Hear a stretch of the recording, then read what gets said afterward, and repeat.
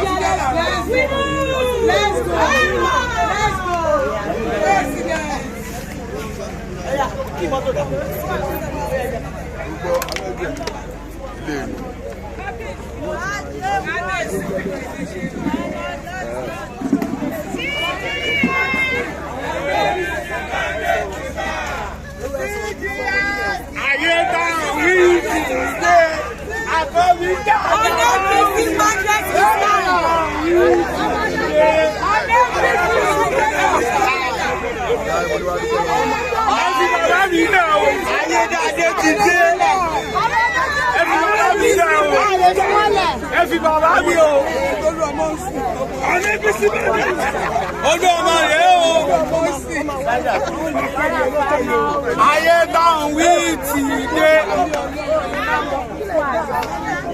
ọgọ́rùn àìdé olóòrùn ti wà ọ̀rẹ́ ẹdúró náà o bàbá rẹ̀ o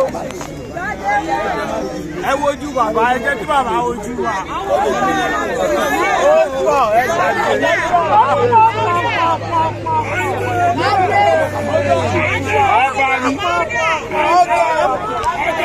Let's go.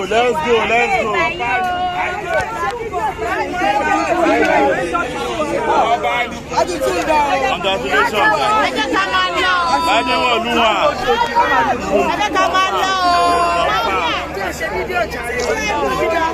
Ọba ni Adé Tiwari. Ọba ni Adé Wọ̀lú.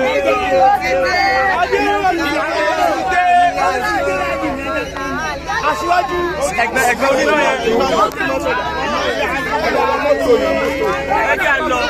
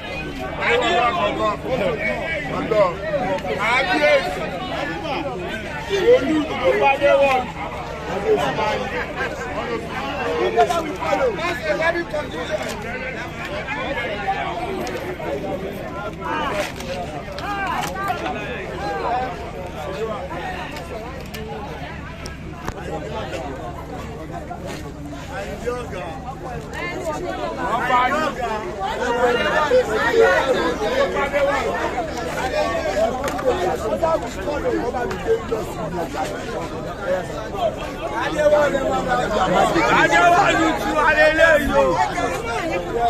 Ó pọ̀. Ìrọ̀rùn Èkó ní ìyàwó Nàìjíríà. Ìrọ̀rùn gba àgbáyé. Kábíyèsí. Adéwọ̀lù Nàìjíríà. Síbẹ̀ kò jẹ́ kẹ́lùbọ̀ tí wọ́n lọ́tò. Ọjọ́ táwọn wúwo tó ní wọ́n àdẹ́sí àmà ẹwọlé. Okay.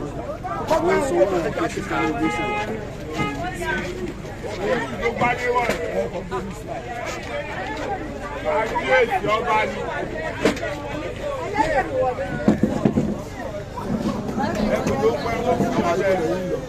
Oṣù òdì náà ni bàbá. Oṣù òdì náà ni mo gbé. Jójó ni lẹ́ ń gbé ní Bẹ́ẹ̀ ni rárá oṣù òdì náà mo ń gbé. Gbé mọ́tò yẹn jáde náà. Rọ́tò ni. Number one park and guide your money here of Nigeria. Jalo sálẹ̀.